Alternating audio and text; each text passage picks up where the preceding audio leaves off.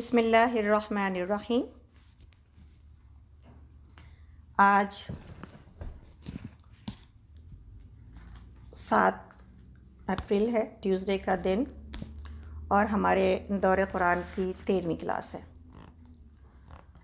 اور انشاءاللہ تعالی ہم آج سورۃ النساء کی آیت نمبر 41 سے شروع کریں گے۔ میرا نام نکھت حیدر ہے اور ہم لوگ اپنے دور قرآن میں ہیں، اور انشاءاللہ اس دور قرآن کو اسی طرح پڑھتے ہوئے، جو کہ اب سنڈے ٹو تھرسڈے ہے، ٹائمنگ وہی ہے 11 to 1، ہم لوگ 19 رمضان تک اپنے اس دور قرآن کو مکمل کریں گے انشاءاللہ۔ 19 کو دعا ہوگی انشاءاللہ تعالی۔ تو آپ سب سے میری گزارش ہے، جو لوگ کو فون پر ہوتے ہیں پلیز اپنے آپ کو انٹروڈیوس کریں۔ ہو سکتا ہے آپ میں سے بہت سارے لوگوں کے نام ہم نہیں جانتے ہوں، تو ہر گروپ اپنی ٹیم کے نام کو پلیز میرے پاس فارورڈ کرے، تاکہ میرے پاس نام موجود ہو کہ آپ یہ سارے وہ حضرات ہیں، یہ وہ لوگ ہیں، یہ وہ اللہ کے کلام سے محبت کرنے والے لوگ ہیں جو اس محبت میں میرے ساتھ چلے۔ الحمدللہ۔ تو آیت نمبر 41 کی تلاوت رکھتے ہیں۔ آپ کو پتہ ہے گلا آج کل خراب ہی رہیں گے۔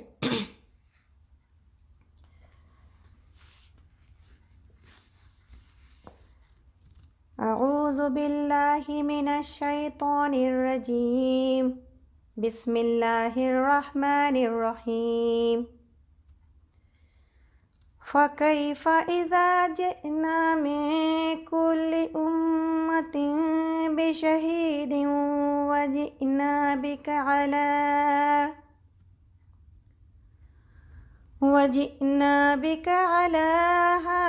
هَؤُلَاءِ شَهِيدًا۔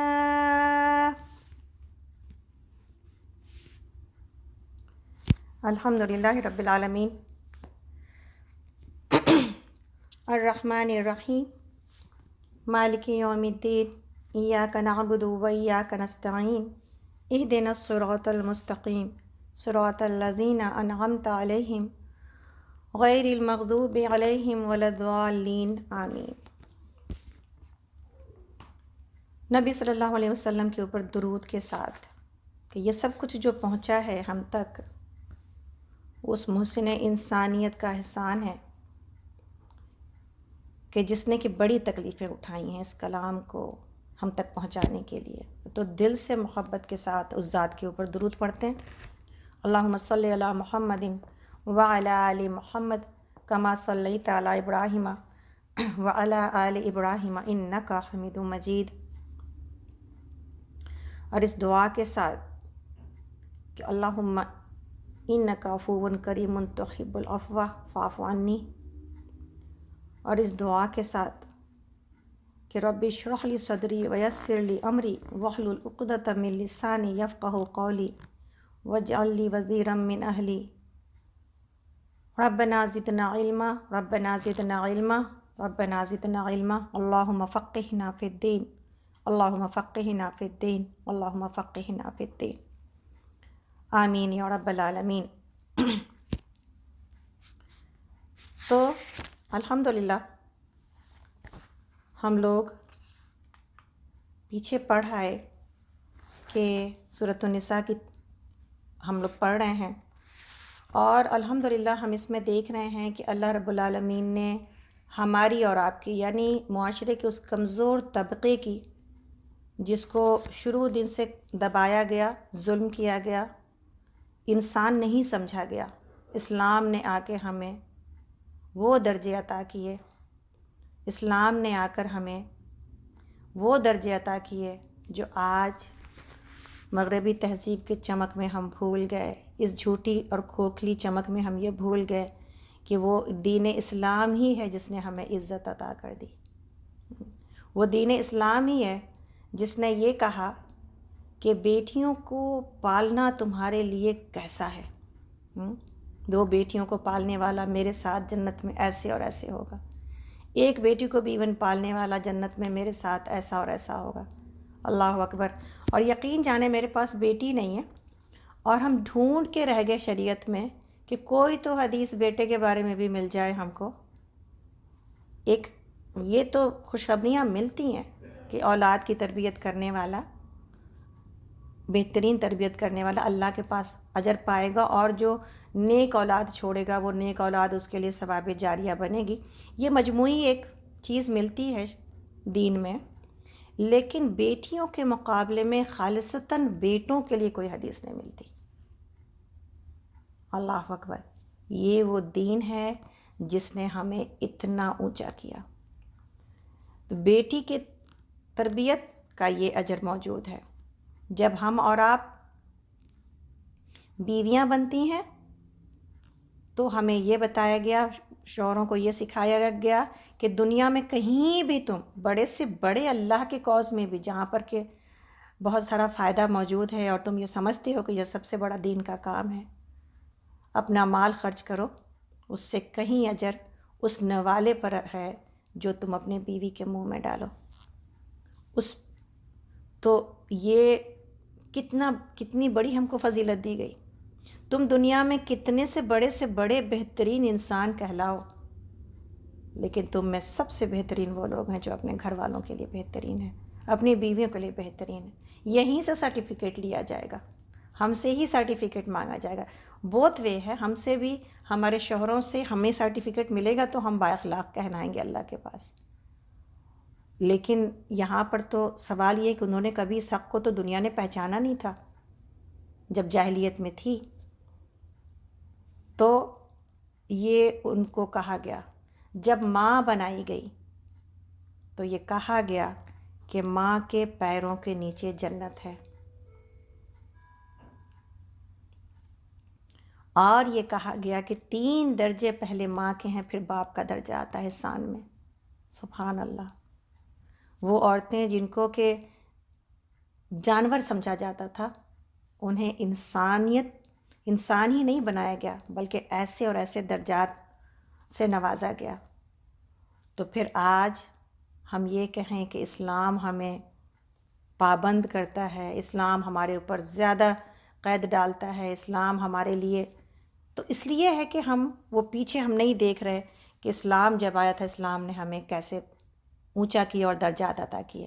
اور آگے ہماری نظر کے اندر اتنی آج کے دور کے اعتبار سے بصیرت موجود نہیں ہے کہ اسلام ہمیں کیسے پیدا ہو تو باپ کی ذمہ داری، شادی ہو تو شوہر کی ذمہ داری، شوہر نہ رہے تو بیٹوں کی ذمہ داری. ہمیں کس طرح ہم نازک تھے، ہم کانچ کے تھے. اللہ نے ہماری نزاکت اور ہماری اس تخلیق کی ہر وقت ہر درجے ہمیشہ حفاظت کی ہے کہ ہمارے اوپر ذمہ داریوں کا وہ بوجھ نہ ڈالا جائے کہ جو ہم اٹھا نہ سکے. آج یہ ویسٹرن ورلڈ میں آپ جا کے دیکھیں، عورتیں بوجھوں کے نیچے دبی ہیں. ایک بار ایک گوری عورت سے میری امریکن سے بات کرنے کا اتفاق ہوا تو اس کو ہم بتانے لگے کہ ہمارے پاس اسلام میں عورتوں کو یہ، اس نے کہا تم اتنے خوبصورت کپڑے پہنتے ہو، تم لوگ اتنے کلرفل ہوتے ہو، ہمیں بہت اچھا لگتا ہے دیکھ کے. ہم نے بتایا کہ ہمیں یہ بتایا گیا ہے کہ اپنے شوہروں کے لیے تیار ہوا جائے، خوبصورت بنا جائے تو شوہر کے لیے بنایا جائے، اور ہمیں کوئی باہر کی ذمہ داری نہیں دی گئی. ہم لوگ اپنے گھر میں پرنسس ہیں، کوئین ہیں، اور میرا گھر میرے اپنے ہاتھ میں ہوتا ہے، اور ہمارے شوہر ذمہ داریاں اٹھا کے خوش ہوتے ہیں. تو اس نے کہا تھا کہ وہ بیٹھ گئی ایک دم اور میرا چہرہ دیکھتی رہی اور کہتی رہی کہ کہنے لگی تم جو بتا رہی ہو جو باتیں ہم کو، اس سے ایسا لگتا ہے جیسے کوئی فیری ٹیل سنا جا رہا ہے. یہ سب کچھ تو ہم کہانیوں میں سنتے ہیں. اگر ہم جابس کے لیے نہ جائیں اپنے گھروں سے تو ہمارے شوہر تو ہمارے سر توڑ دیں. تو یہ جو عورت کو جس طرح سے استعمال کیا ہے ویسٹرن ورلڈ نے، اور ہم یہ کہیں کہ ہمیں حقوق مل رہے ہیں، ہمیں آسانیاں مل رہی ہیں، ہمیں آزادیاں مل رہی ہیں، وہ بیڑیاں ہمیں دکھائی نہیں دے رہیں جو آزادی کے نام پر ہمیں سر سے پیر تک پہنا دی گئی ہیں. اللہ رب العالمین سے دعا کرتے ہیں کہ اللہ نے جو ہمارے لیے قوانین بنائے جس میں میرے لیے آسانیاں موجود ہیں، اس آسانی کو دل سے قبول کریں اور وہ زندگی جئیں جیسی زندگی اللہ رب العالمین چاہتے ہیں کہ ہم جئیں.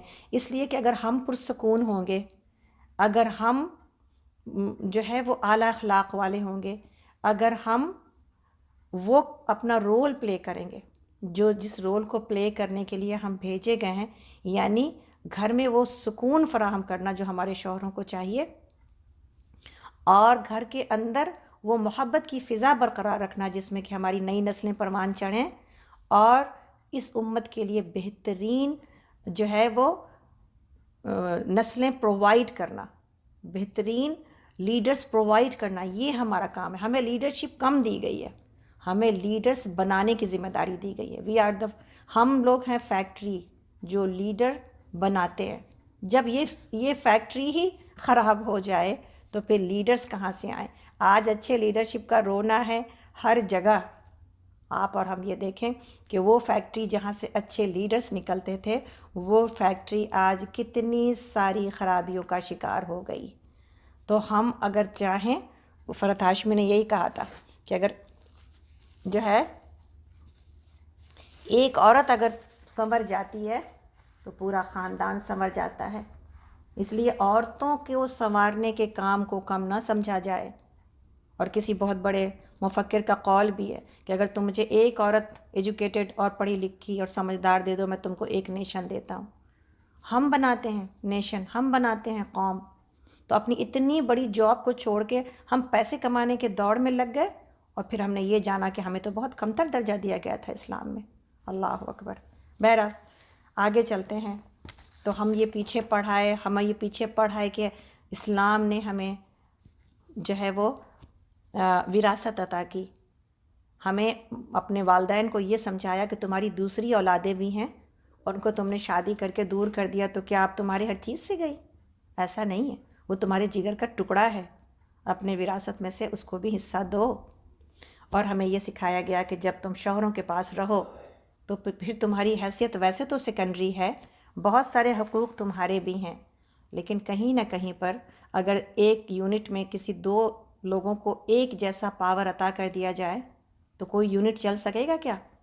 کسی بھی یونٹ کے آرگنائز ہونے کے لیے ضروری ہے کہ ایک کا پاور سب سے زیادہ ہو اور دوسرے اس کے بعد گریجولی اس کے اپنے اپنے انتظامات کو سنبھالیں، تبھی جا کے اس کو سکون کے ساتھ چلایا جا سکتا ہے۔ پوری دنیا کے آرگنائزیشن اٹھا کے دیکھ لیں، سب کے جو ہیڈ ہوتے ہیں وہ ایک اکیلا ہی ہوتا ہے۔ تو پھر ہمیں اس بات کے اوپر اعتراض نہیں ہونا چاہیے۔ تو آگے چلتے ہیں۔ الحمدللہ رب العالمین، اسی آیت میں، اسی سورۃ النساء میں ہم وہ خوشخبریاں بھی دیکھ رہے ہیں کہ کس طرح اللہ رب العالمین نے ہم سے اور آپ سے یہ وعدے کیے ہیں کہ اگر تو تم اپنے بڑے بڑے گناہوں سے بچے رہو گے تو تمہارے چھوٹے موٹے گناہ تو میں ایسے ہی معاف کر دوں گا۔ کتنی ساری صورتیں ہیں گناہوں کے معاف ہونے کی۔ تو ابھی دوسری جو ہے نا، ہم دوسری خوشخبری جو ہم لوگ پڑھ رہے تھے وہ یہ تھا کہ اللہ کسی پر ذرہ برابر بھی ظلم نہیں کرتا۔ اگر کوئی نیکی کرے تو اللہ اسے دو چند کرتا ہے اور پھر اپنی طرف سے بڑا اجر عطا فرماتا ہے۔ یہ آیت نمبر 40، اسی پر ہم نے کل مکمل کیا تھا۔ آج چلتے ہیں۔ تو یہ جو اجر ہے نیکیوں کا، نیکیوں پہ مشقت معلوم ہو تو اس بات سے خوش ہو کر کریں کہ میرے لیے تو یہ نیکیاں لاکھوں لاکھوں شاید بن کے واپس لوٹیں گی میرے لیے۔ تو یہ مشقت تو بہت چھوٹی سی ہے، لیکن اجر کہیں زیادہ ہے اس مشقت جب اجر بہت ملے نا، انسان کے اوپر مشقت آسان ہو جاتی ہے۔ تو ہم جب اجر کو کھو دیتے ہیں اپنے ذہن سے، اس لیے کہ سامنے تو اجر دکھائی نہیں دے رہا، تو پھر مشقت زیادہ بڑی لگنے لگتی ہے، اور یہی وجہ ہے کہ ہم نیکیوں میں فیل ہو جاتے ہیں۔ تو اللہ تعالیٰ آگے فرماتے ہیں، یہ بہت مشہور آیت ہے، آیت نمبر سورۃ النساء کی، آیت نمبر 41، پارہ نمبر 5 ہے۔ پھر سوچو کہ اس وقت کیا کریں گے، اس وقت یہ کیا کریں گے جب ہم ہر امت میں سے ایک گواہ لائیں گے اور ان لوگوں پر تمہیں یعنی محمد صلی اللہ علیہ وسلم گواہ کی حیثیت سے کھڑا کریں گے۔ اس وقت وہ سب لوگ جنہوں نے رسول صلی اللہ علیہ وسلم کی بات نہ مانی اور اس کی نافرمانی کرتے رہے تمنا کریں گے کہ کاش زمین پھٹ جائے اور وہ اس میں سما جائیں، اور وہاں یہ اپنی کوئی بات اللہ سے چھپا نہ سکیں گے۔ اس ذمہ داری کو ہم نہیں سمجھ پا رہے، لیکن اللہ کے نبی صلی اللہ علیہ وسلم جن کی نگاہوں میں آخرت بھی اسی طرح روشن تھی، بلکہ اس سے کہیں زیادہ روشن تھی جتنی کہ ہمارے نگاہوں میں دنیا روشن ہے۔ بخاری کی حدیث ہے کہ نبی صلی اللہ علیہ وسلم نے حضرت عبداللہ بن مسعود رضی اللہ عنہ سے فرمایا کہ مجھے کچھ قرآن پڑھ کر سناؤ. تو حضرت عبداللہ نے کہا یا رسول اللہ میں آپ کو پڑھ کر کیا سناؤں گا، یہ آپ پر تو یہ اترا ہی ہے. آپ نے فرمایا ہاں لیکن میرا جی چاہتا ہے کہ دوسروں سے سنوں. بس میں نے سورہ نساء کی تلاوت شروع کی. پڑھتے پڑھتے جب میں نے اس آیت فکیف کی تلاوت کی تو آپ نے فرمایا بس کرو. میں نے دیکھا آپ کی آنکھوں سے آنسو جاری ہے. اور ایک اور جگہ پر ہے کہ آپ نے اس قاری سے فرمایا کہ قرآن پڑھو. جب وہ پڑھتے پڑھتے جب اس آیت فکیفہ تک پہنچا تو آپ اس قدر روئے کہ دونوں رخسار اور داڑھی تر ہو گئی اور عرض کرنے لگے یا رب جو موجود ہیں ان پر تو میری گواہی ہوگی، لیکن جن لوگوں کو میں نے دیکھا ہی نہیں اس کی بابت کیسے، مطلب اس کے بارے میں کیسے گواہی مجھے ملے گی. لیکن کیا جن لوگوں کو اللہ کے نبی صلی اللہ علیہ وسلم نے دیکھا نہیں، ہم لوگوں نے اللہ کے نبی صلی اللہ علیہ وسلم کو دیکھا نہیں، لیکن کیا اللہ کے نبی صلی اللہ علیہ وسلم کی تمام باتیں، تمام کیفیت، تمام زندگی میری نگاہوں کے سامنے موجود نہیں ہے؟ ان دیکھے بھی ہم اپنے نبی کے لیے گواہی بن سکتے ہیں اور بنیں گے انشاءاللہ کہ میرے نبی نے الحمدللہ اپنی اس امت تک اور قیامت تک کی امت تک اپنی بات پہنچانے میں کوئی کمی نہیں کی. اور دوسری گواہی جو پھر ہم سے لی جائے گی اس کے لیے تیاری کرنے کی ضرورت ہے کہ ایک گواہی تو جب ہم دے دیں گے آسانی کے ساتھ اس لیے کہ وہ نبی صلی اللہ علیہ وسلم کی گواہی ہے، لیکن پھر دوسری گواہی میری اپنی ذات کی بنے گی.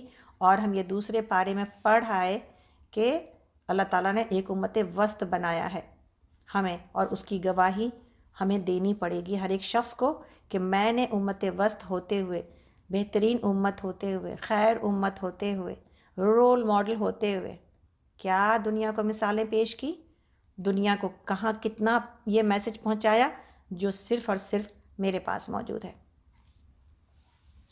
تو یہ جو ہے نا، اللہ اکبر، یہ بات بھی کہی جاتی ہے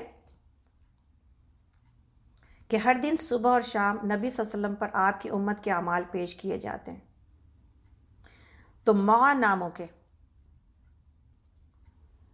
اب اعمال کے بارے میں یہاں پر بات ہو رہی ہے، لیکن ہم تو جانتے ہیں نا کہ نبی صلی اللہ علیہ وسلم کے اوپر درود کو پیش کیا جاتا ہے نام کے ساتھ، نام کے ساتھ، یہ صحیح حدیث ہے. تو ہم اور آپ کو نبی صلی اللہ علیہ وسلم پہچانتے بھی ہیں، جو کہ اس درجے کا درود پڑھے کہ اللہ کے نبی صلی اللہ علیہ وسلم کے پاس ایک پہچان بنا لے. اور جمعہ کے بارے میں آپ سب ہم یہ حدیث جانتے ہیں کہ نبی صلی اللہ علیہ وسلم نے کہا کہ تم جمعہ کے دن بکثرت میرے اوپر درود بھیجا کرو، میرے اوپر میری روح میرے جسم میں واپس کی جاتی ہے اور تمہارا درود مجھ تک پہنچایا جاتا ہے. تو اللہ رب العالمین تو ہم کو پہچانتے ہیں اس لیے کہ وہ تو ہر وقت میرے ساتھ موجود ہے، مجھ سے، میرے شہرک سے بھی زیادہ قریب ہے. لیکن اللہ کے نبی صلی اللہ علیہ وسلم کی پہچان ہم اس دنیا میں کتنا مزہ آئے آپ کو اور ہم کو جب نبی صلی اللہ علیہ وسلم حوض کوثر پر کھڑے ہوں اور ہم آپ کی طرف بڑھ رہے ہوں. یہ کبھی ویژولائز کر سکتے ہیں نا ہم لوگ یہاں بیٹھ کے بھی، اور پھر وہ کہیں کہ یہ نکھت ہے، یہ فلاں ہے، یہ فلاں ہے، یہ فلاں ہے، اور بغیر اپنا نام بتائے وہ ہمیں پہچان جائیں. یہ کب ہوگا، یہ کیسے ہوگا؟ جب ان کو ہم اپنی زندگی میں یاد رکھیں گے. بھولے ہوئے کو تو نہیں تو پہچان نہیں بنے گی، اسی کی پہچان بنے گی جو دل میں اس یاد اور اس محبت کو باقی رکھے گا، اور اسی کے ساتھ اٹھایا جائے گا جس کے ساتھ انسان محبت کرے گا. تو یہ انشاءاللہ تعالیٰ یہ ساری منازلیں اور ساری منزلیں موجود ہیں میرے لیے اور آپ کو اسی زندگی میں. بس کون ہے جو آگے بڑھ کے یہ اعزاز حاصل کر لیتا ہے؟ یہ بس میرے اور آپ کے اختیار میں ہی ہے ساری چیزیں. اس کے لیے بس دنیا سے تھوڑی سی توجہ ہٹا کے آخرت پر جمانے کی ضرورت ہے. آگے اللہ تعالیٰ فرماتے ہیں، اور یہ نشے کی حالت میں دوسرا حکم اب شراب کی حرمت کے اعتبار سے دوسرا حکم دیا جا رہا ہے. آیت نمبر 43 کہ اے لوگو جو ایمان لائے ہو، جب تم نشے کی حالت میں ہو تو نماز کے قریب نہ جاؤ. نماز اس وقت پڑھنی چاہیے جب تم جانو کہ کیا کہہ رہے ہو، اور اسی طرح جنابت کی حالت میں بھی نماز کے قریب نہ جاؤ جب تک کہ غسل نہ کر لو، الا یہ کہ راستے سے گزرتے ہو، اور اگر کبھی ایسا ہو کہ تم بیمار ہو یا سفر میں ہو یا تم میں سے کوئی شخص رفع حاجت کر کے یعنی اپنی ضرورت پوری کر کے آئے، یا تم نے عورتوں سے لمس کیا ہو اور پھر پانی نہ ملے تو پاک مٹی سے کام لو اور اس سے اپنے چہروں اور ہاتھوں پر مسح کر لو، بے شک اللہ نرمی سے کام لینے والا ہے اور بخشش فرمانے والا ہے۔ آیت نمبر 43 میں شراب کی دوسری حرمت اور پھر تیمم کا حکم۔ تو یہاں پر بتایا جا رہا ہے کہ نشے کی حالت میں ہو تو نماز نہ پڑھو۔ کہتے ہیں کہ حضرت علی اور حضرت عبد الرحمن، ترمذی میں یہ حدیث ہے، اور تیسرے ایک اور صاحب نے شراب پی اور حضرت عبد الرحمن نماز میں امام بنائے گئے اور قرآن کی قرأت کو خلط ملط کر دیا، تو اس پر یہ آیت نازل ہوئی۔ ایک اور بھی اس کے سلسلے میں واقعہ موجود ہے کہ جب کہ مسلمان آپس میں لڑ پڑے نماز کے دوران، چونکہ شراب کی حالت میں تھے، تو پھر یہ آیت بتا رہی ہے کہ کس طرح شراب کو اللہ تعالیٰ نے گریجولی اس امت کے اوپر، جس کو اگر ایک دفعہ بھی یک بارگی بھی منع کیا جاتا تو مان لیتی، اللہ تعالیٰ نے آہستہ آہستہ اس کے لیے ایک دل کے اندر کراہیت اور دوری پیدا کرنا شروع کی مسلمانوں سے۔ اب اگر بعض اوقات، جیسے ہم نے اس دن ایک بات کہی تھی اور انشاءاللہ تعالیٰ آپ کو اسی کا میں سمجھانے کی کوشش کرتے ہیں اس بات کے لیے، جو آدمی شراب کی پوری حرمت کو نہ جانتا ہو، اس کے لیے اگر یہ آیت وہ پڑھے تو وہ کیا سمجھے گا کہ شراب کی اجازت موجود ہے، صرف نماز کے وقت شراب کو روکا گیا ہے۔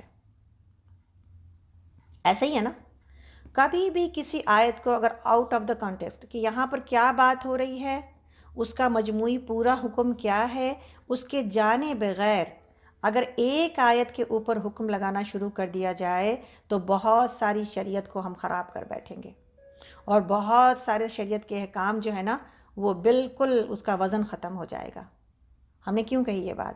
ہم نے اس لیے کہی یہ بات کہ اسی طرح سورہ میرے خیال میں واقعہ کی آیت ہے جس میں کہ یہ کہا جاتا ہے، اس وقت ہم کو شاید غلطی لگ رہی ہے، واقعہ ہے یا کوئی اور ہے، جس میں یہ کہا جاتا ہے کہ قرآن کو پاکیزہ ہی چھو سکتے ہیں، مطہرین لوگ کا نہیں ہے، وہاں پر انسانوں کی بات نہیں آ رہی۔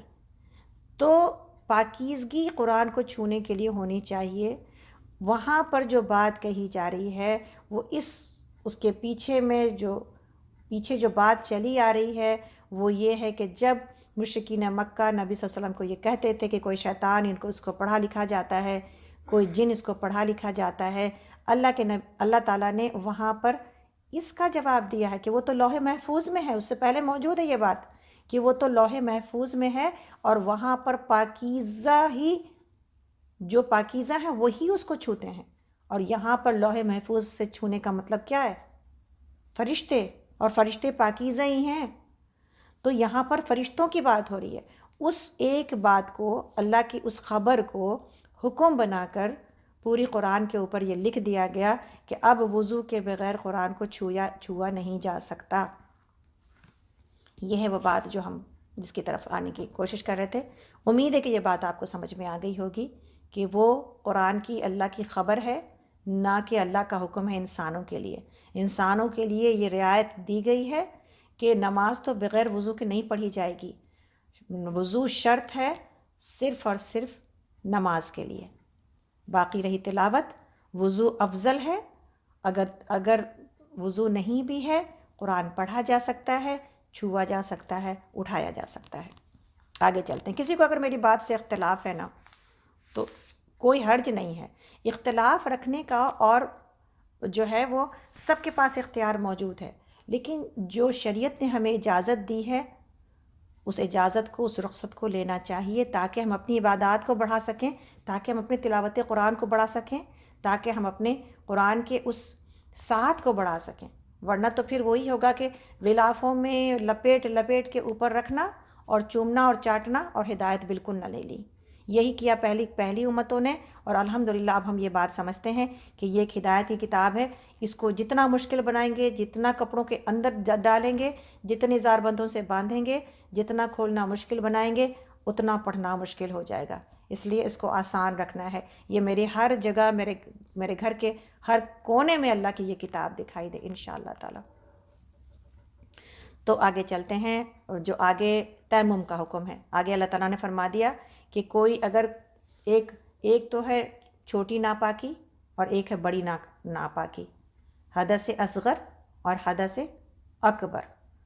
چھوٹی ناپاکی یہ ہے کہ انسان بے وضو ہو جائے، جس میں کہ 5 ہم نے آپ کو بتایا تھا، وہ 5 چیزیں ہیں جن سے انسان کا وضو ٹوٹ جاتا ہے، تو وہ چھوٹی ناپاکی۔ اور ایک ہے بڑی ناپاکی جو کہ انسان کسی بھی تعلقات کی وجہ سے ہو جاتا ہے یا احتلام کی وجہ سے ہو جاتا ہے، وہ بڑی ناپاکی ہے جو کہ غسل کے بغیر دور نہیں ہوتی۔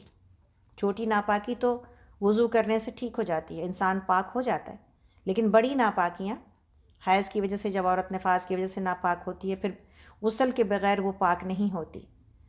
تو حیض کے وقت تو نماز سے روکا گیا اور نفاس کے وقت نماز سے روکا گیا، لیکن جب تعلقات کی وجہ سے انسان ناپاک ہوتا ہے تو پھر غسل کرنا ضروری ہو جاتا ہے نماز کے لیے۔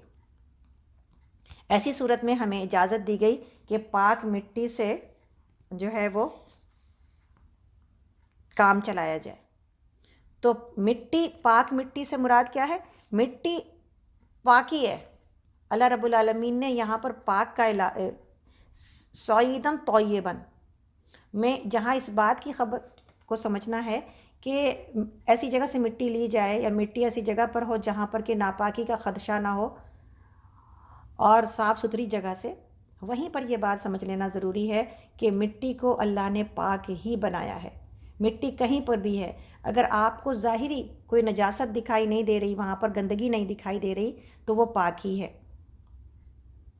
اس سلسلے میں تیمم کے لیے جو اجازت ہے اس کی 3 شرائط ہیں، یعنی انسان کو یا تو وضو کی ضرورت ہے یا غسل کی ضرورت ہے، لیکن اس کو پانی میسر نہیں ہے نا؟ تو 3 شرائط ہیں۔ کون کون سی شرط ہے کہ جب تیمم میرے لیے اور آپ کے لیے صحیح ہو سکتا ہے؟ پانی موجود نہ ہو۔ پانی انسان ڈھونڈنے کی کوشش کی ہے کسی ایسی جگہ پر جہاں پر پانی موجود نہیں، پھر تیمم کی اجازت ہے۔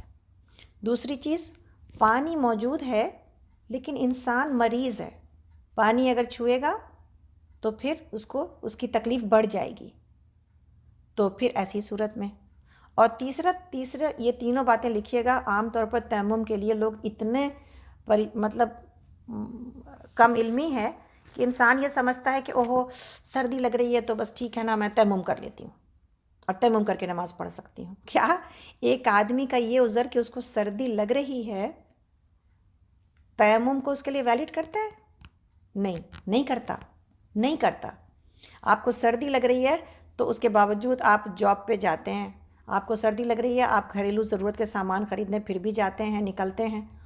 آپ یہ کب کہتے ہیں کہ وہ میری ضرورت ہے تو میں گھر بیٹھوں گی؟ میں کہتی ہوں سردی تو بہت ہے باہر، مائنس ٹیمپریچر، مجھ کو جانا ہی پڑے گا۔ بالکل اسی طرح نماز اس سے بڑی ضرورت ہے میری اور آپ کی۔ سردی لگ رہی ہے تو کیا ہمارے پاس گرم پانی کے ٹیپ موجود نہیں ہیں؟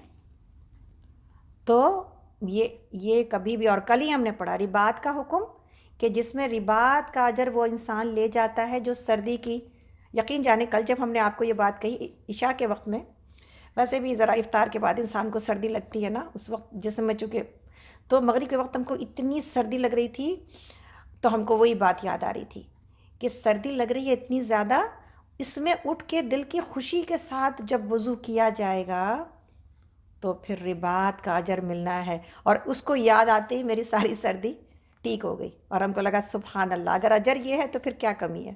پھر تو انسان جستی لگا لے نا اس اجر کو پانے کے لیے۔ تو اجر کو یاد رکھنا ضروری، یہی فائدہ دیتا ہے آپ کو علم، یہی فائدہ دیتا ہے آپ کو علم، کہ علم ہوتا ہے انسان کو اجر معلوم ہوتا ہے، انسان اس نیکی پر جست لگا لیتا ہے۔ علم ہوتا ہے انسان کو اپنے عمل کی یا کسی عمل کی خرابی معلوم ہوتی ہے، تو پھر انسان اس سے اپنے آپ کو ہر بار روکنے کی کوشش، اپنے آپ کو باندھ لیتا ہے، روک لیتا ہے، صبر کر لیتا ہے۔ یہی فائدہ ہے علم کا، اور اسی لیے علم کا درجہ اتنا بڑا ہے کہ انسان عالم کی فضیلت عابد کے اوپر اتنی زیادہ ہے۔ وجہ یہی ہے کہ وہ جو کچھ کرتا ہے سمجھ بوجھ کے ساتھ کرتا ہے، اور اس کو شیطان پھر کبھی ورغلا نہیں سکتا، اس لیے کہ اس کو پتہ ہے کہ وہ کوئی عمل کیوں کر رہا ہے اور اس کو پتہ ہے کہ وہ کسی عمل سے کیوں رکا ہوا ہے۔ تو آگے چلتے ہیں، یہ تینوں ہیں۔ تیسری چیز کیا ہے؟ پانی موجود ہے لیکن پانی استعمال کے لائق نہیں ہے، گندا ہے۔ اور پانی کو گندا کب بتایا جاتا ہے؟ جب پانی کی 3 خواص ہیں، 3 اس کی چیزیں ہیں جو اگر کوالٹی میں سے یہ 3 چیزوں میں سے کوئی بھی ایک چیز کم پائی جائے گی تو پانی پاک نہیں ہوتا۔ ایک تو یہ ہے کہ پانی جو ہے اس کا رنگ تبدیل ہو گیا ہو، سب سے پہلے رنگ دکھائی دیتا ہے، رنگ تبدیل ہو گیا ہو۔ دوسرا یہ کہ اس کے اندر بو آ گئی ہو پانی کے اندر، اور تیسرا یہ کہ اس کا مزہ خراب ہو گیا ہو، ہے نا۔ تو ان تینوں صورتوں میں پانی، اگر کسی پانی کے اندر تینوں چیزیں پائی جائیں پھر تو وہ بالکل بھی لائق نہیں ہے، لیکن اگر کوئی ایک چیز بھی پائی جائے تو پھر اس کا پانی ٹھیک ہے۔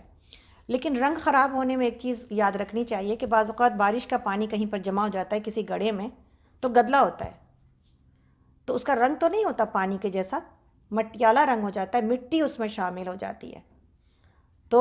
تو بھی اگر وہ مٹی اس کے اندر شامل ہے اور پتہ ہے کہ یہ پانی ناپاک نہیں ہے، مطلب کوئی ایسی گندی جگہ میں پانی نہیں جمع ہوا ہے، صاف جگہ میں پانی ہوا ہے، تبھی بھی اس سے کی جا سکتی ہے۔ ویسے بھی ایک پورا اس کے اندر جو ہے نا لاء موجود ہے اور قانون موجود ہے، کتنے بڑے گڑھے کے اندر اگر پانی کا مزہ بھی خراب ہو گیا ہو یا پانی کا جو ہے وہ اس طرح سے کلر بھی نہ ہو اور پانی کے اندر کچھ بو بھی آتی ہو، تو پھر کتنے بڑا پانی اگر اس کے باوجود پاک ہو جاتا ہے۔ تو اب اس وقت اتنے لمبے چوڑے بات کی ضرورت اس لیے نہیں ہے کہ ہم لوگ الحمدللہ پانی کو یہاں سے حاصل کر لیتے ہیں، لیکن ایکسیڈنٹلی اگر کہیں پر کچھ ایسا ہو جائے تو آپ کو یہ باتیں معلوم ہونی چاہیے۔ اب تیمم کا طریقہ کیا ہے؟ اس میں اختلاف ہے، لیکن جو صحیح حدیث سے ثابت ہے نا جو بات، اس کی طرف آنا چاہیے ہمیں۔ صحیح بخاری اٹھا کے دیکھ لیں، اور ماشاءاللہ جو لوگ صحیح بخاری پڑھنے والے لوگ ہیں وہ لوگ جانتے ہیں اس بات کو۔ اگر جانتے ہیں اس بات کو تو کیا ان کا عمل اس پر ہے؟ تو سب سے پہلے تیمم کے معنی کیا ہے؟ تیمم کے معنی قصد کرنے کے، ارادہ کرنے کے ہے۔ جب پانی نہ ملے اور اس کا استعمال ممکن نہ ہو تو پاک مٹی کا ارادہ کر لیتا ہے انسان کہ اب میرا وضو یہیں سے ہونا ہے، تو ارادہ کرنے کو تیمم کہا گیا ہے۔ جو صحیح بخاری سے جو طریقہ موجود ہے وہ کیا ہے کہ انسان اپنے مٹی کے اوپر بسم اللہ کر کے، جیسے وضو کا طریقہ ہے بسم اللہ پہلے پڑھا جاتا ہے، اسی طرح پہلے بسم اللہ پڑھی جائے گی، اس کے بعد اپنے ہاتھوں کو مٹی پر لگایا جائے گا اور اس کے بعد اپنے دونوں ہاتھوں کو کلائی کے پاس تک پھیرا جائے گا اور پھر اسی ہاتھ کو اپنے چہرے کے اوپر پھیر لیا جائے گا۔ یہ جو ہے نا، یہ ہے صحیح طریقہ جس کو جا کے صحیح بخاری میں دیکھا جا سکتا ہے۔ باقی رہا دوسرا طریقہ جو اب تک ہم لوگوں پر کو معلوم ہے کہ اس میں ہم دو ہاتھوں کو کہنیوں تک بھی کرتے ہیں، مسح بھی کرتے ہیں، بعض لوگ تو پورا وضو ہی کرتے ہیں اس سے، کہ کان میں بھی انگلی دینا، گردن پر بھی پھیرنا، سر کے اوپر بھی پھیرنا، یہ صحیح نہیں ہے۔ وضو کے لیے یا غسل کے لیے دونوں صورتوں میں محض اتنا تیمم کافی ہے کہ انسان بسم اللہ کرے، تیمم کا ارادہ کرے اور اس کے بعد ایک دفعہ مٹی پر اپنا ہاتھ مارے، فاضل مٹی کو اپنے ہاتھ سے جھاڑ دے، اس کے بعد اپنی دونوں کلائیوں کے اوپر اپنے ہاتھوں کو پھیرے اور پھر اپنے چہرے کے اوپر پھیرے۔ اس میں یہ بھی ضرورت نہیں ہے کہ ایک ایک روئیں تک پہنچانا ضروری ہے۔ یہ جو ارادہ ہے نا وضو کا، اللہ نے میرے اوپر اور اس امت کے اوپر سہولت عطا کی ہے۔ بہت سارے لوگ جو ہے نا وہ اس بات کے لیے ہوتے ہیں کہ اس سے کیسے کہاں طہارت حاصل ہوتی ہے۔ طہارت اس سے حاصل نہیں ہوتی، اللہ نے کہا کہ اس سے طہارت حاصل ہو جاتی ہے، تو ہمیں ایک احساس لینا ہے اس کا کہ میں اب طاہر ہو گئی، میں پاک ہو گئی، میرا وضو ہو گیا، ہے نا۔ تو آپ دیکھیں جیسا کہ ہم پہلے بھی پڑھ چکے، عمر بن عاص نے جب ان کو اپنے غسل کی وجہ سے اس بات کا خدشہ پیدا ہوا کہ میری جان ہی چلی جائے گی، تو آپ نے تیمم کیا اور نماز پڑھا دی۔ اللہ نے یہ رعایت رکھی ہے میرے لیے اور آپ کے لیے، الحمدللہ۔ تو ہمیں امید ہے کہ آپ کو تیمم کا طریقہ سمجھ میں آ گیا ہوگا، اور یہی صحیح حدیث سے ثابت ہے، اسی پر ہمیں ہونا چاہیے۔ باقی ہم یہ نہیں کہہ رہے کہ کوئی اگر اسی طریقے پر ڈلا ہے، کوئی اپنی عادتاً کرتا ہے، لیکن صحیح بات معلوم ہونی چاہیے اور ہمیں سنت کے طریقے پر آنا چاہیے انشاءاللہ تعالی۔ آگے اللہ تعالیٰ فرماتے ہیں، ہم لوگ اس وقت آیت نمبر 44 پر ہیں، تم نے ان لوگوں کو بھی دیکھا جنہیں کتاب کے علم کا کچھ حصہ دیا گیا ہے، وہ خود ضلالت کے خریدار بنے ہوئے ہیں اور چاہتے ہیں کہ تم بھی راہ گم کر دو۔ اللہ تمہارے دشمنوں کو خوب جانتا ہے اور تمہاری حمایت اور مددگاری کے لیے اللہ ہی کافی ہے۔ جو لوگ یہودی بن گئے ہیں ان میں سے کچھ لوگ ہیں جو الفاظ کو ان کے محل سے پھیر دیتے ہیں اور دین حق کے خلاف جو ہے دین حق کے خلاف سازشیں کرتے ہیں اور دین حق کی خلاف ورزی کرنے کے لیے اپنی زبانوں کو توڑ موڑ کر کہتے ہیں سمعنا وعصینا، اللہ اکبر، اور اسما غیر مسمع، اور رائنا، حالانکہ وہ کہتے سمعنا واطعنا اور اسما اور انظرنا، تو یہ انہی کے لیے بہتر تھا اور زیادہ راست بازی کا طریقہ تھا، مگر ان پر تو ان کی باطل پرستی کی بدولت اللہ کی پھٹکار پڑی ہوئی ہے، اس لیے وہ کم ہی ایمان لاتے ہیں۔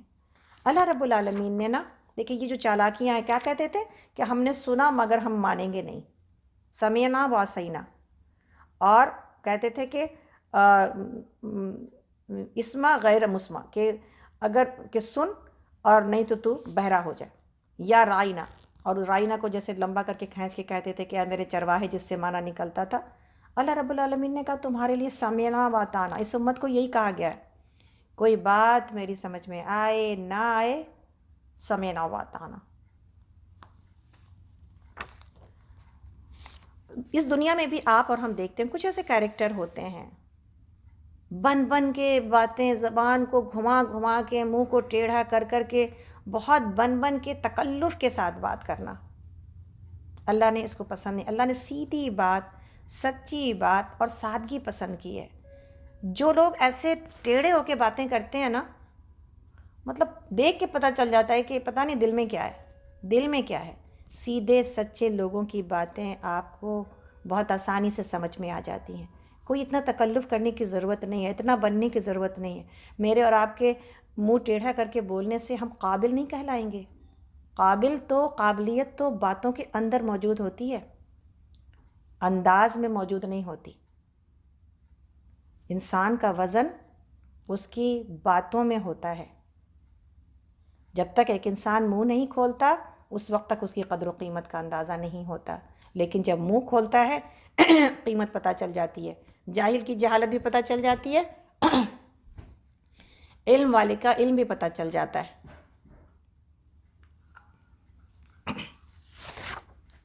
ایک منٹ،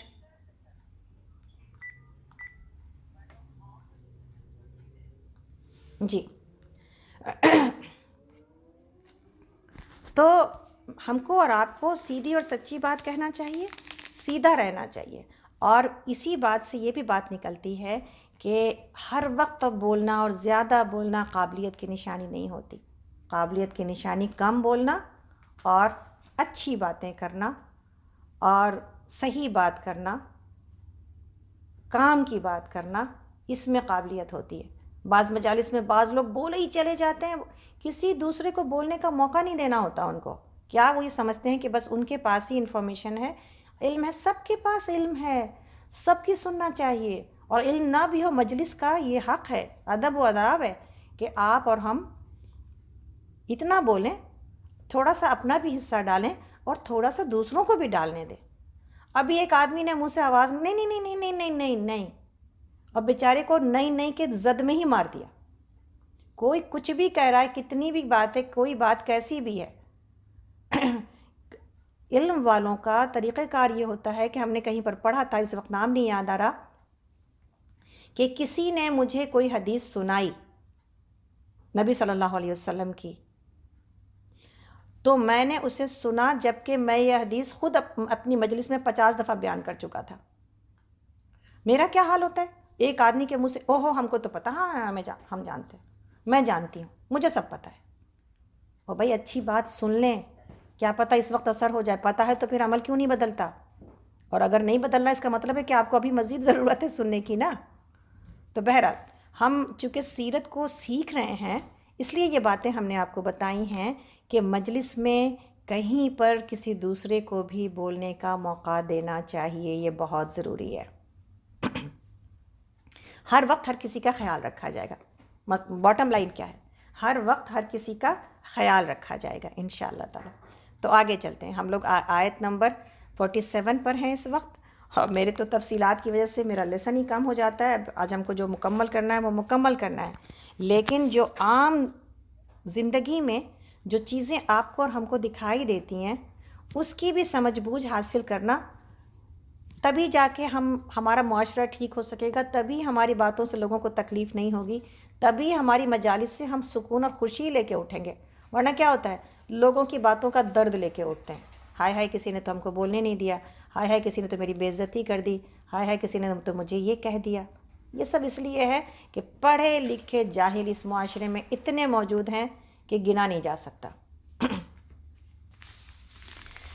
آگے چلتے ہیں ہم لوگ، آیت نمبر 47 ہے، سورہ نساء اور پارہ نمبر 5 ہے۔ اے وہ لوگوں جنہیں کتاب دی گئی تھی، مان لو اس کتاب کو جو ہم نے اب نازل کی ہے، جو اس کتاب کی تصدیق و تائید کرتی ہے جو تمہارے پاس پہلے سے موجود تھی، اس پر ایمان لے آؤ قبل اس کے کہ ہم چہرے بگاڑ کر پیچھے پھیر دیں یا ان کو اسی طرح لعنت زدہ کر دیں جس طرح سبت والوں کے ساتھ ہم نے کیا تھا۔ اور یاد رکھو کہ اللہ کا حکم نافذ ہو کر رہتا ہے، اللہ بس شرک ہی کو معاف نہیں کرتا، اس کے ماں سوا دوسرے جس قدر گناہ ہیں وہ جس کے لیے چاہتا ہے معاف کر دیتا ہے۔ اللہ کے ساتھ جس نے کسی اور کو شریک ٹھہرایا اس نے تو بہت بڑا جھوٹ گڑھ لیا اور بڑے سخت گناہ کی بات ہے۔ تم نے ان لوگوں کو بھی دیکھا جو بہت اپنی پاکیزگی نفس کا دم بھرتے ہیں، حالانکہ پاکیزگی تو اللہ ہی جسے چاہتا ہے عطا کرتا ہے، اور ان پر ذرہ برابر بھی ظلم نہیں کیا جاتا۔ دیکھو تو صحیح، یہ اللہ پر بھی جھوٹے افطرا یعنی جھوٹی باتیں گڑھنے سے نہیں چوکتے، اور ان کے صریحاً گناہ گار ہونے کے لیے یہی ایک گناہ کافی ہے۔ یعنی اللہ پہ جھوٹ باندھنا، اللہ کے ساتھ شرک کرنا، یہی سب سے بڑا گناہ ہے انسان کے لیے۔ جیسے کہ آپ سب اور ہم سب جان رہے ہیں، ہر وقت اللہ سے شرک کے اعتبار سے پناہ مانگتے رہیں ہم اور آپ، اور خاص طور پر شرک خفی سے جو ہم پیچھے کل پڑھائے کہ ریا وہ شرک ہے، دکھاوا یا اللہ کی رضا کے علاوہ کسی بھی اور مقصد کے لیے کسی کام کو کرنا، وہ میرے تمام نیکیوں کو ڈبا دے گا۔ یعنی میری نیکی کے تھیلی میں سوراخ ہے، ادھر میں نے نیکی ڈالی اور وہ سوراخ سے گر جا رہی ہے اور مجھے پتہ بھی نہیں چل رہا۔ کیوں؟ اس لیے کہ میرا مقصد اللہ کی رضا نہیں ہے۔ تو حدیث میں ہے کہ مسند احمد کی کہ اللہ کے نزدیک گناہوں کے 3 دیوان ہیں، 3 رجسٹر ہیں۔ ایک تو وہ ہے جس کی اللہ تعالیٰ کچھ پرواہ نہیں کرتا، دوسرا وہ ہے جس میں اللہ تعالیٰ کچھ نہیں چھوڑتا، اور تیسرا وہ جسے اللہ ہرگز نہیں بخشتا۔ بس جسے وہ بخشتا نہیں وہ شرک ہے، اور اللہ عز و جل خود فرماتا ہے کہ اللہ تعالیٰ اپنے ساتھ شریک کیے جانے کو معاف نہیں فرماتا۔ اور ایک جگہ پر ارشاد ہے کہ جو شخص اللہ کے ساتھ شرک کر لے اللہ اس پر جنت کو حرام کر دیتا ہے۔ جس دیوان میں اللہ کے ہاں کوئی وقت نہیں، وہ بندے کا اپنی جان پر ظلم کرنا ہے جس کا تعلق اس سے یعنی اللہ کی ذات سے۔ یعنی جو اللہ کا حق ہے نا بندے کے اوپر، شرک یعنی توحید کے علاوہ جو اس کی عبادات ہیں، اس میں اگر کمی کچھ ہو جاتی ہے تو اللہ کو اس کی پرواہ نہیں ہے۔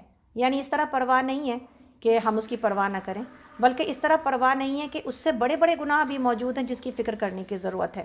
ہاں نمازی ہے مگر شرک کر رہا ہے، نمازی ہے جا کے جو ہے وہ پیروں کے آگے دعائیں مانگتا ہے، نمازی ہے مگر جا کر قبروں میں سجدہ کر رہا ہے، نمازی ہے مگر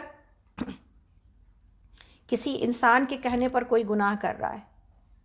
پھر اللہ رب العالمین نے ہمارے لیے اور آپ کے لیے جو حاکم بنایا ہے صرف اللہ کی ذات کو بنایا ہے۔ تو پہلا رجسٹر جس کو اللہ کی پرواہ نہیں ہے وہ اپنے حقوق اللہ معاف کر دیں گے۔ دوسرا جسے اللہ چھوڑتا نہیں ہے وہ انسانوں کے حقوق ہے، بندے کا وہ آپس کے مظالم، معاملات، قصاص اللہ رب العالمین نہیں چھوڑیں گے۔ اس لیے سب سے زیادہ حقوق العباد کی فکر کرنے کی ضرورت ہے۔ وہ رجسٹر ہے جس کو اللہ رب العالمین نہیں معاف کریں گے جب تک کہ وہ خود وہ انسان معاف نہ کرے جس کے ساتھ زیادتی کی گئی ہے۔ اسی طرح تیسری بات تو ہم سب سمجھ ہی گئے کہ یہ ہے وہ چیز کہ جس کی طرف ہمیں اور آپ کو ایک بہت ہی بخاری اور مسلم کی بہت خوبصورت حدیث ہے. اور ابو ذر فرماتے ہیں کہ نبی صلی اللہ علیہ وسلم کے ساتھ میں مدینہ کے میدان میں چلا جا رہا تھا. احد پہاڑ کی طرف ہماری نگاہیں تھیں کہ نبی صلی اللہ علیہ وسلم نے فرمایا کہ اے ابو ذر. میں نے کہا لبیک یا رسول اللہ. آپ نے فرمایا سنو، میرے پاس اگر اس احد پہاڑ کے برابر سونا ہو تو میں نہ چاہوں کہ تیسری شام کو اس میں سے کچھ بھی باقی رہ جائے.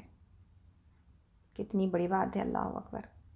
میرے پاس اگر احد پہاڑ کے برابر سونا ہو تو میں نہ چاہوں گا کہ تیسری شام کو اس میں سے کچھ بھی باقی رہ جائے سوائے اس دینار کے جسے میں قرضہ چکانے کے لیے رکھ لوں.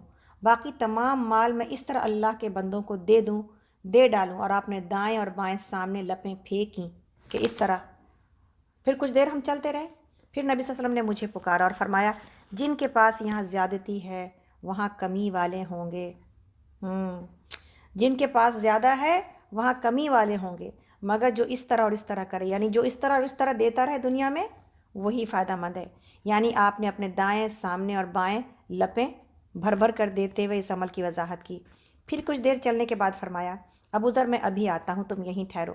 آپ تشریف لے گئے اور میری نگاہوں سے اوجھل ہو گئے اور مجھے آوازیں سنائی دینے لگیں. دل بے چین ہو گیا کہ کہیں تنہائی میں کوئی دشمن آ گیا ہو. میں نے قصد کیا کہ وہاں پہنچوں، لیکن ساتھ ہی نبی صلی اللہ علیہ وسلم کا یہ فرمان یاد آ گیا کہ میں جب تک نہ آؤں تم یہیں ٹھہرے رہنا.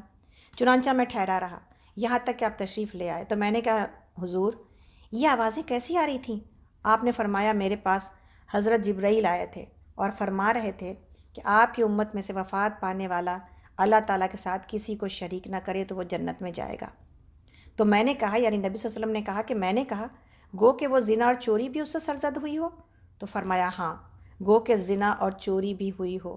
یہ حدیث بخاری اور مسلم میں بھی ہے. تو سبحان اللہ، یہ آپ دیکھیں کہ ایون وہاں تک بھی اللہ رب العالمین معاف کرنے کو تیار ہیں اگر تو ہم شرک نہ کریں. تو سب سے بڑی چیز میری جان کے لیے اور میری نجات کے لیے سب سے بڑی جو چیز ہے وہ کیا ہے؟ شرک جلی اور شرک خفی سے اپنے آپ کو بچا کے رکھیں. شرک جلی ہم نہیں کرتے الحمدللہ، ویل اویئرنیس ہمارے پاس ہے، ہم ویل اویئر ہیں شرک جلی سے. لیکن شرک خفی کو پہچاننے کے لیے وہ بصیرت والی نگاہ چاہیے، جو تو ہی انسان بچ سکتا ہے. آپ نے کہا ریا ایک ایسی چیز ہے جس کو پہچاننا کتنا مشکل ہے. ریا تمہارے اندر ایسے داخل ہو جاتی ہے، اور اس کی مثال ایسے دیا آپ نے کہ سیاہ رات میں سیاہ چٹان کے اوپر چلتی ہوئی سیاہ چونٹی دیکھا ہی نہیں جا سکتا، دیکھا ہی نہیں جا سکتا. اس کا علاج کیا ہے؟ اس کا علاج یہ ہے کہ ہر عمل سے پہلے اپنی نیت کو دیکھ لیں. ہم نمازوں سے پہلے، ہر صدقے سے پہلے، ہر کام سے پہلے، ایون باورچی خانے میں جانے سے پہلے اپنے عمل کو دیکھ لیں انشاءاللہ تعالیٰ کہ میں یہاں پر آئی ہوں کس وجہ سے. میں نے کسی کی بات مانی ہے. اپنے ماں باپ سے محبت کرنے میں بھی کہا جاتا ہے کہ اپنے رشتہ داروں سے بھی محبت کرنے میں، مگر اس محبت کی نسبت ہم اللہ رب العالمین کی طرف کر دیں. بعض لوگوں سے بعض جگہوں پر ایسا ہوتا ہے دل نہیں اتنا لگتا، لیکن اگر اس محبت کو ہم بڑا، اللہ نے کہا ان سے محبت کرو، رشتہ داروں سے محبت کرو، تو کرنی پڑے گی چاہے ان کے رویوں کی وجہ سے میرا دل راضی نہیں ہوتا. اللہ نے کہا اپنے بچوں سے، اپنے شوہروں سے، اپنے ماں باپ سے محبت کرو. تو پھر اس نسبت میں، اس محبت میں، زندگی کے ہر کام میں اور ہر تعلق میں اللہ کی نسبت اگر ڈال دی جائے تو ہر کام عبادت ہو جائے پہلی چیز، اور دوسری چیز یہ ہے کہ ہر کام آسان ہو جائے. تو آگے چلتے ہیں انشاءاللہ تعالی. آگے ہم لوگ آیت نمبر 50 پر ہیں. سورۃ النساء اور پارہ نمبر 5 ہے.